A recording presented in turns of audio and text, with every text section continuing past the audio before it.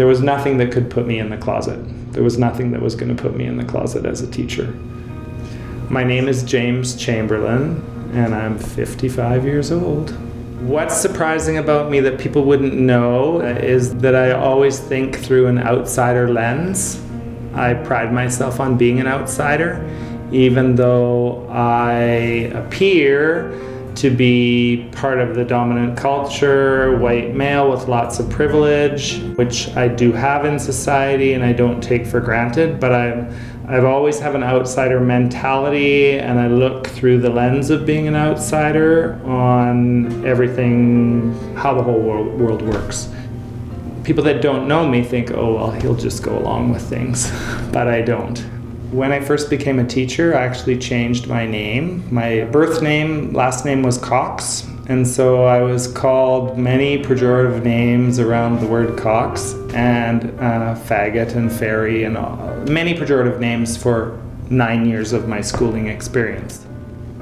Walking in the first Pride Parade, I was terrified, absolutely terrified. And we were all holding signs for different school districts, and I held a sign for a district I didn't belong to because I thought, if they see this sign and they know that I'm attached to that district, then they might know who I am. So I held a sign for a different school district, but I was nervous. But the crowd was so positive and appreciative and excited to see gay and lesbian teachers at the time walking in the Pride Parade for the first time. This was about 30 years ago, and it gave us strength. I think I became an accidental activist through my lived experience. The court case against the Surrey School Board started really innocently. I was reading books in my classroom, and as a young teacher I would give the principal a list of all the books I was reading every month and my lesson plans, and she was reading it over and she said, oh, what are these books about? And I said, oh, they're about same-sex families. And she said, oh, I don't think you can read those here. And I'm like, why not?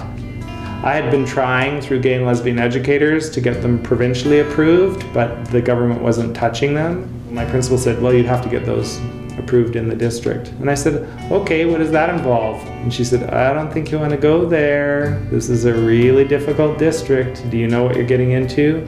And naively I said, well, I'm going to do it. So the media loved it. It was like gay kindergarten teacher versus fundamentalist Christian trustees, news at 6, right? That's how it started, but 7 years later, it became a human rights story. Changing education wasn't about me per se or any one individual, it was a collective effort. And the people that I surrounded myself with were the people who were the outsider mentality as well.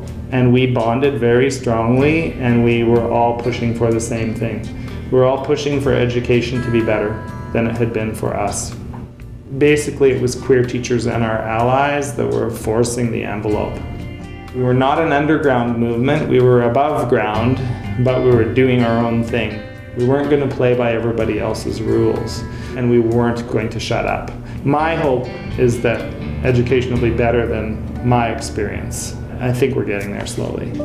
I think one of the biggest things for me personally was 2 years ago at Roberts Elementary in downtown Vancouver here when we raised the pride flag on the school grounds.